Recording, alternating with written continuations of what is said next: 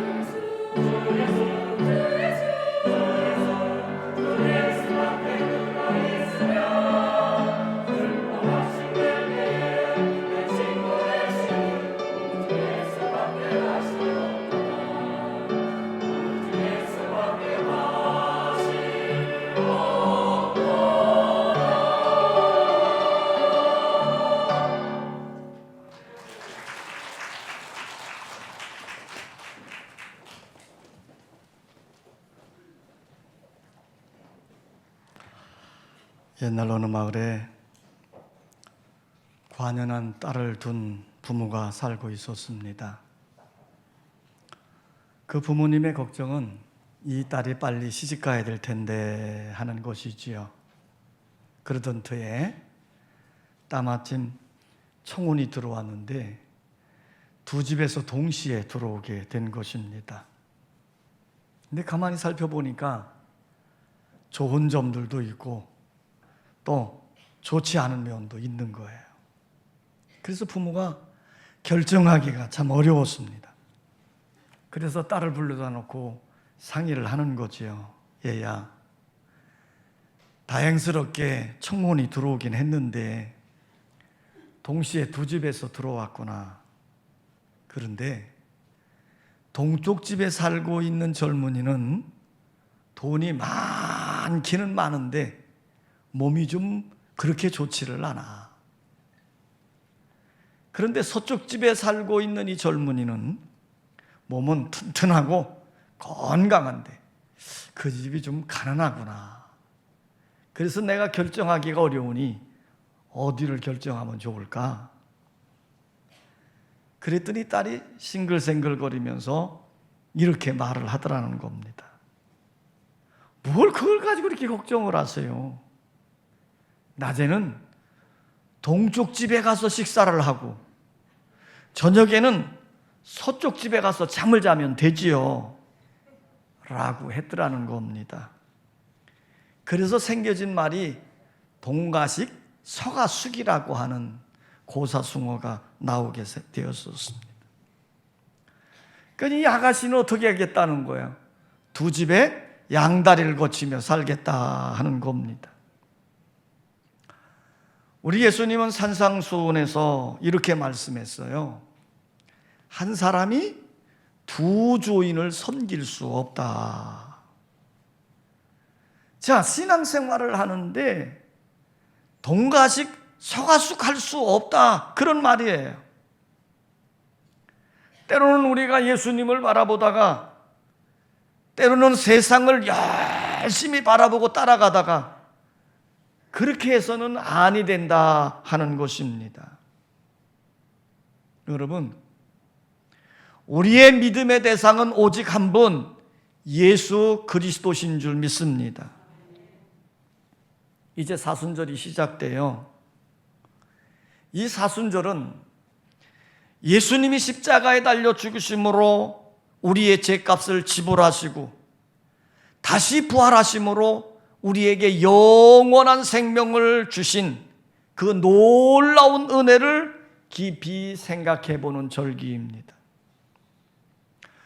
오늘 여러분들이 예수님을 바라보고 예수님을 깊이 생각하며 예수님을 의지하며 사는 여러분의 삶이 되시기를 원합니다. 십자가 사역을 얼마 앞둔 예수님이 어느 날 베드로, 야고보, 요한을 데리고 높은 산에 올라가셨습니다. 그리고 기도하셨지요. 그런데 오늘 본문 2절의 말씀을 보면 이렇게 되어 있어요. 그들 앞에서 변형되사 그 얼굴이 해같이 빛나며 옷이 빛과 같이 휘어졌더라 그랬어요. 그러니까 지금 예수님이 세 제자들이 바라보는 앞에서 변형이 되신 거예요. 예수님의 얼굴이 해같이 환하게 빛나기 시작했고 예수님이 입고 있던 옷이 빛과 같이 하얗게 되어진 것입니다. 지금 예수님은 제자들이 보는 앞에서 하나님의 영광된 모습으로 변화되어진 거지요. 지금 제자들은 예수님을 통해 보면서 하나님의 놀라운 영광을 본 거예요. 그때입니다.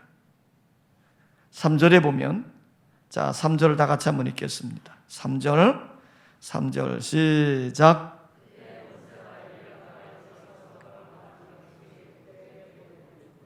자, 예수님이 변형된 모습으로 딱 있어서 그 영광된 모습을 취하고 있는 순간에 벼란간에 모세가 등장을 하고 엘리야가 등장을 해서 예수님과 세 분이 무슨 토론을 하는 것입니다. 여기서 모세는 율법을 대표하는 분이시고요, 엘리야는 선지자를 대표하는 분이십니다. 지금 이 세 분이 모여서 장차 예수님이 지실 십자가의 사명에 대해서 서로 다짐을 하는 그런 결단의 시간이었습니다. 베드로는 예수님의 영광스러운 모습을 보는 순간 십자가를 져야 된다고 하는 사실은 깨닫지 못한 채에 예수님의 영광된 모습에 도취해서 이렇게 외치는 거예요. 주여, 우리가 여기 있는 것이 좋사오니 만일 주께서 원하신다면 초막셋을 지읍시다. 하나는 주님을 위해서, 하나는 모세를 위해서, 하나는 엘리야를 위해서 지읍시다. 아직 베드로는 예수님이 지셔야 될 십자가가 있다는 사실을 깨닫지 못하는 거예요. 바로 그때였습니다. 장엄한 구름이 그들 속에 쫙 끼더니 모세와 엘리야와 예수님을 다 덮어버린 거예요. 그리고 구름 속에서 이런 소리가 들리는 겁니다. 이는 내 사랑하는 아들이요 내 기뻐하는 자니 너희는 그의 말을 들으라. 지금 제자들이 하나님의 음성을 듣고 얼마나 놀라고 두려웠겠습니까? 그래서 그들은 땅에 납작 엎드렸어요. 하나님의 엄청난 위험 앞에 두려워 떨고 있는 겁니다. 이때 예수님이 떨고 있는 제자들을 붙들어 주시고 그들을 격려해 주셨지요. 일어나라, 두려워하지 마라. 예수님의 음성을 들은 제자들이 용기를 내서 일어났습니다. 그리고 눈을 들어 영광된 모습을 바라보았습니다. 그런데 성경은 이렇게 말합니다. 오직 예수 외에는 아무도 보이지 않더라. 빛난 구름도 사라졌습니다. 모세도 사라졌습니다. 엘리야도 사라졌습니다. 거기에는 오직 예수님 한 분만 계신 것입니다. 오늘 여러분, 오늘 이 상황은 우리들이 믿는 믿음의 도리 가운데에서 가장 중요한 신앙의 목표를 우리들에게 보여주고 있습니다. 우리의 신앙은 오직 예수 한 분인 줄 믿습니다. 이 예수님을 바라보고 예수님을 의지하는 여러분 되시기를 원합니다. 따라서 합시다. 오직 예수님만 바라봅시다. 모세가 우리의 신앙의 대상자가 될 수 없어요. 엘리야가 뛰어난 능력자지만 그러나 엘리야가 우리의 신앙의 대상자가 될 수 없습니다. 오직 한 분, 예수 그리스도만이 우리의 믿음의 대상입니다. 그러므로 우리는 예수님 바라보고 믿음으로 살아야 됩니다. 히브리서 11장에 보면 믿음의 사람들이 산맥을 이루는, 그래서 이 히브리서 11장을 믿음장이다 이렇게 명명하기도 하죠. 거기에 보면 기라성 같은 믿음의 사람들이 쭉 열거되어져 있습니다. 에녹의 믿음 얼마나 귀합니까? 그의 믿음을 보시고 하나님이 기뻐해서 죽음을 보지 않고 하늘로 올라간 사람이에요. 아브라함의 믿음 대단히 귀하지요. 그래서 믿음의 사람이라고 불려지기도 합니다. 모세의 믿음 얼마나 뛰어납니까? 이렇게 히브리서 11장에는 거대한 믿음의 사람들을 쭉 열거합니다. 그러고 난 다음에 12장으로 넘어갔을 때 12장 2절에 성경은 이렇게 우리에게 말씀하고 있습니다. 믿음의 주요 또 온전하게 하신 이인 예수를 바라보자. 성경은 아브라함을 바라보라고 말하지 않아요. 성경은 모세를 바라보라고 말하지 않아요. 에녹을 바라보라고 말하지 않아요. 엘리야를 바라보며 살라고 말하지 않아요. 오직 예수님 바라보라는 것입니다. 여러분, 우리들은 날마다 예수님을 주 바라기가 되어져서 바라보고 사는 여러분 되시기를 원합니다.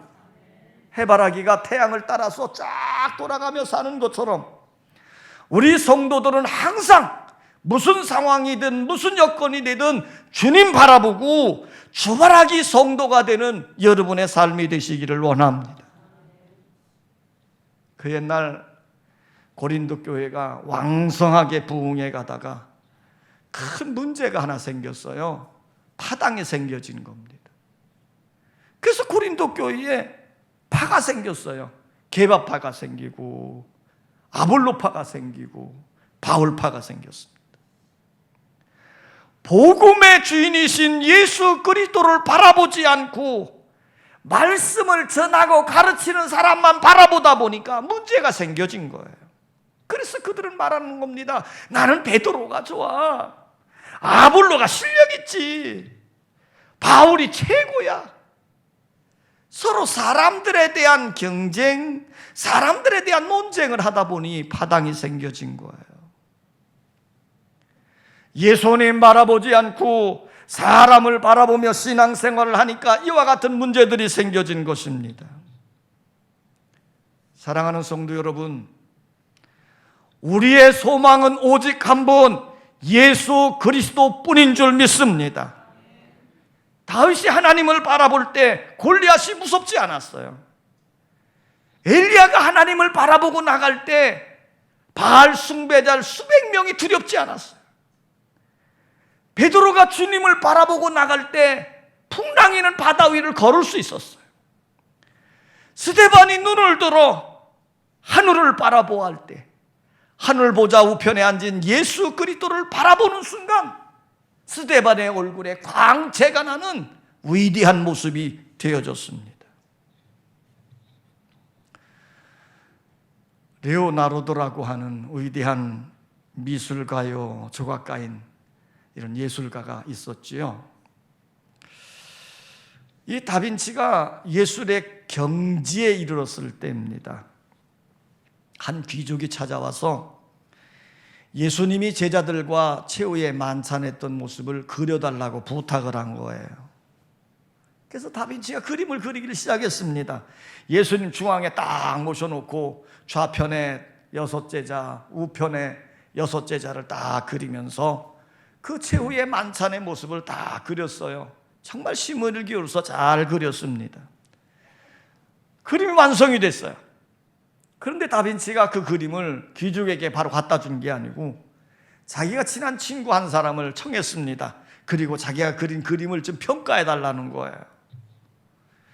이 친구가 다빈치가 그린 그림을 가만히 감상하다 보니까 너무나도 황홀할 정도로 걸작품인 거예요. 그러다가 이 친구의 눈길을 사로잡은 것이 하나 있었는데 그건 뭐냐면 예수님 손에 들려져 있는 은잔입니다. 그 은잔, 마지막 들고 있는 그 잔을 한데 은잔이었어요. 그래서 이 친구가 다빈치에게 이렇게 말하는 거예요. 여보게, 이 은잔을 한번 보세요. 어떻게 이렇게 아름답고 섬세하게 그릴 수 있단 말인가? 정말 세상에 둘도 없는 걸작품이야. 그 말을 가만히 듣고 있던 다빈치가요, 벌떡 일어나더니 붓을 들고 가가지고 예수님의 들려있는 은잔을 지워버리는 거예요. 그러니까 그 모습을 보던 친구가 얼마나 놀랬겠습니까? 놀라고 있는 친구에게 다빈치가 이렇게 말을 했다 합니다. 오직 예수 외에는 그 어떤 것도 이 그림의 중심이 되어서는 아니 되네. 여러분, 예수님이 중심이 되어야 합니다. 그렇습니다. 우리의 삶 속에 그 어떤 것 많이 존재한다 할지라도 오직 예수 그리스도가 여러분의 삶의 중심이 되시기를 원합니다. 그 예수 바라보고 믿음으로 사는 거예요. 따라서 합시다. 오직 예수님의 말씀에 귀를 기울여야 한다. 사람들이 살다 보면 세상에 이런저런 말들을 참 많이 듣게 됩니다. 특별히 요즘 대선의 정국이다 보니까 별 요상한 얘기 다 들려지지 않아요? 그런데 문제는 우리 사람들이 그 사람들이 행하는 말들을 듣고 그 말들을 따라 행한다는 거예요. 그런데 오늘 성경은 우리에게 이렇게 들려주고 있습니다. 5절 말씀을 보면 5절 우리 다 같이 한번 읽어볼까요? 자, 5절 말씀을 좀 보겠습니다. 5절 시작.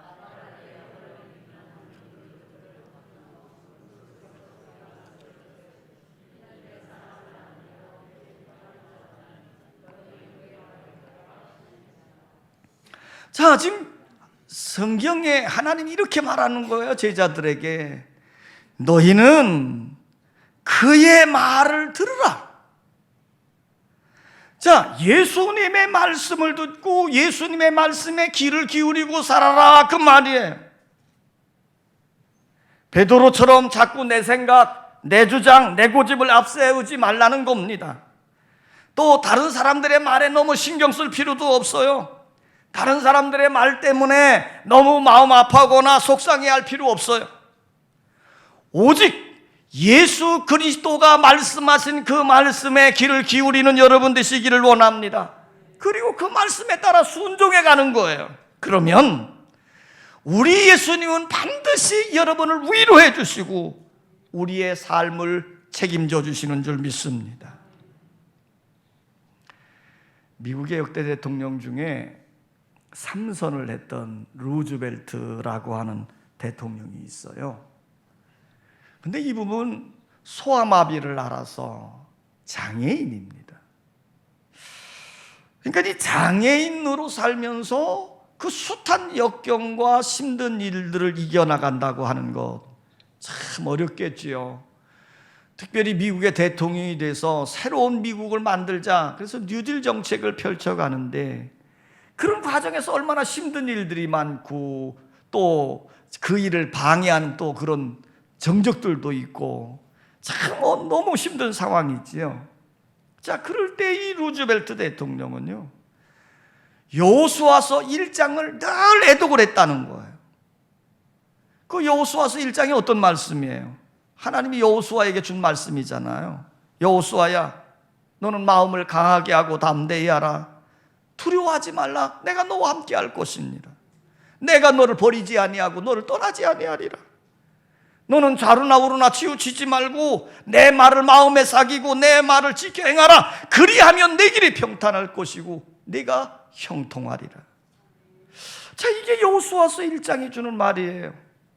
여호수아가 가나안 정복을 앞에 놓고 있을 때 얼마나 부정적인 소리들이 많이 들렸겠습니까? 사실 여호수아도 가나안 정복이 큰 부담감이었어요. 그걸 주저앉고 있을 때였습니다.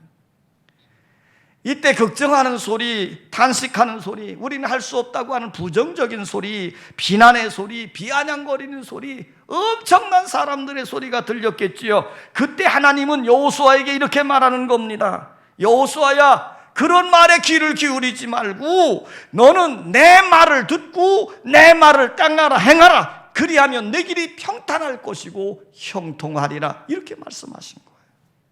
한마디로 말하면 하나님의 말씀을 듣고 행하면 하나님이 책임져 주시겠다라고 약속을 하신 거지요.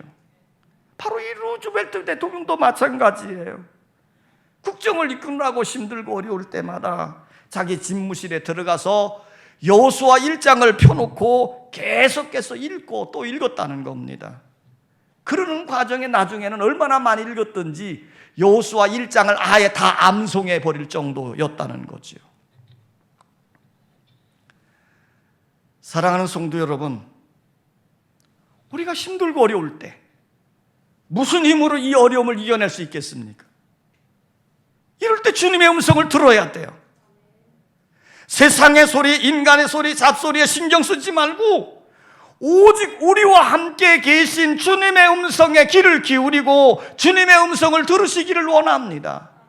오늘 주님은 두려워 떠는 제자들에게 이렇게 말했어요. 일어나라, 두려워하지 마라.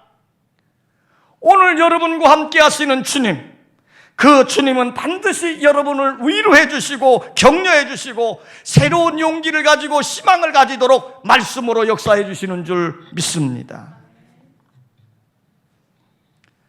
따라서 합시다. 예수님만 섬기며 살아야 한다.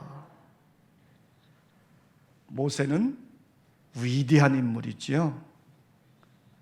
엘리야도 위대한 선지자입니다. 그러나 우리의 구세주가 되지 못합니다. 우리는 모세가 없이도 잘 살 수 있어요. 엘리야가 없어도 우리는 잘 살아갑니다. 그러나 예수 그리스도가 없으면 우리는 살지 못합니다.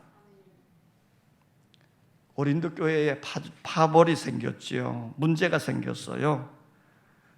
그래서 아볼로파가 생기고 베드로파가 생기고 바울파가 생긴 겁니다. 왜 교인들 사이에 파벌이 생기고 다툼이 생겼을까요? 오직 예수님 한 분 바라보고 예수님 한 분 섬기며 살아야 되는데 그 예수님 섬기지 아니하고 사람을 중시하고 사람의 말을 따랐기 때문에 그와 같은 문제들이 생겨진 거예요. 그래서 사도 바울이 고린도 교회 성도들에게 이렇게 질문하지 않습니까? 내가 너희를 위해 죽었니? 내가 너희를 위해서 십자가를 졌어? 너희가 내 이름으로 세례를 받았니? 라고 질문한 것이 나와요. 그렇지 않다는 겁니다. 여러분, 우리를 위해 죽으신 분은, 우리를 위해 십자가에 달려 고통을 당하신 분은, 우리를 위해 십자가에서 거룩한 보혈을 흘리신 분은 예수 그리스도밖에 없습니다. 우리는 그 예수 그리스도의 이름으로 세례를 받고 새 사람이 되어진 것입니다. 그러므로 우리는 예수 그리스도가 우리의 신앙의 모범이고 예수 그리스도가 우리의 신앙의 전부인 것을 알고 예수님 바라보며 사는 여러분 되시기를 원합니다. 1988년 아르메니아에 큰 지진이 일어났어요. 그때 엄청난 사람들이 죽었답니다. 기록에 보면 한 5만 5천 명 정도가 죽었대요. 그때의 도시에 있던 9층짜리 빌딩이 무너져 내렸는데, 그런데 그 무너진 빌딩 속에 수잔나라고 하는 젊은 여인과 4살 난 그의 딸이 함께 갇히게 되어진 거예요. 아이의 엄마는 이 건물이 무너지면서 기절을 했는데, 근데 딸아이는 그 안에서 이제 뭐 기절도 안 하고 그냥 이제 잘 살게 된 거지요. 그러니까 어떻게 하겠습니까? 그 무서움 속에서 또 목마름 속에서 계속 칭얼대는 거예요. 그래서 기절했던 엄마가 딸아이가 칭얼대는 소리에 깨어서 정신이 번쩍 난 겁니다. 근데 주변을 살펴보니까 캄캄하죠. 건물 더미에 갇혀져 있으니 뭐 얼마나 어둡겠습니까? 같이 있던 시누이들도 전부 깔려서 죽었고 자기와 4살 난 딸만 지금 살아남고 있는 거예요. 옆에서 딸아이가 칭얼칭얼댑니다. 엄마, 목말라요. 물 좀 주세요. 목말라 죽겠어요. 캄캄한 상황에. 그래서 이 엄마는 손으로 주번 2번을 더듬어 봅니다. 그러나 물을 찾을 수 있겠어요? 그런데 더듬는 손 안에 무언가 잡힌 게 있었습니다. 깨진 유리 조각이었습니다. 본능적으로 그 엄마는 그 깨진 유리 조각으로 자기 손가락을 베었습니다. 그리고 떨어지는 그 피를 목말라했다 하는 딸아이 입에 댄 거지요. 한 방울 한 방울 피가 아기의 속으로 들어가는 겁니다. 아기는 그런 것도 모르고 계속 칭얼대는 거예요. 엄마 목말라 죽겠어요. 물 좀 줘요. 그녀는 깨진 거로 다른 손가락을 또 깁니다. 그리고 피를 그 아기 입에 넣어대는 거예요. 그러다가 어떻게 됐겠습니까? 그 엄마는 죽고 말았죠. 그런데 엄마의 피를 먹고 그 아이는 극적으로 살아남게 되어졌다는 거예요. 사랑하는 성도 여러분,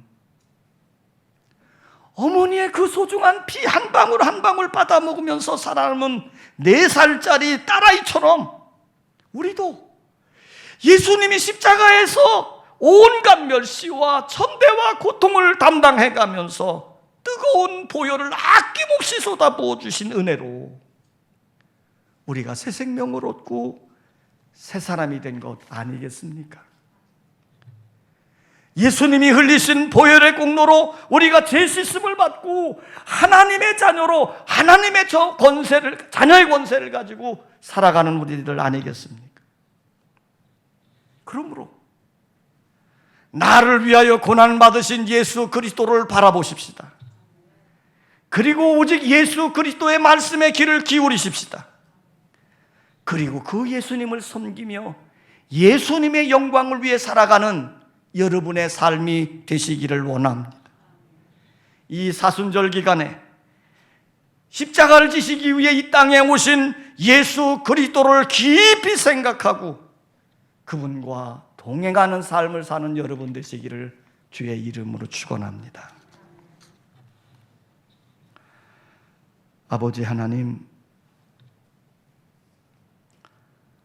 세상의 모든 환경이나 세상에서 들려오는 그 숱한 소리들은 우리들을 혼돈에 빠뜨리기도 하고 우리를 절망케도 하고 때로는 우리로 하여금 신음소리를 내도록 만들기도 합니다. 오늘 우리가 이 땅에서 아름답게 살 수 있는 길이 어디 있을까요? 오늘 성경은 우리에게 이렇게 말씀하고 있습니다. 오직 예수 외에는. 그렇습니다. 우리가 사는 길이 예수입니다. 우리가 새 생명을 얻는 길도 예수입니다. 우리가 믿음으로 승리해가는 길도 예수입니다. 우리가 하늘의 소망을 품는 길도 예수입니다.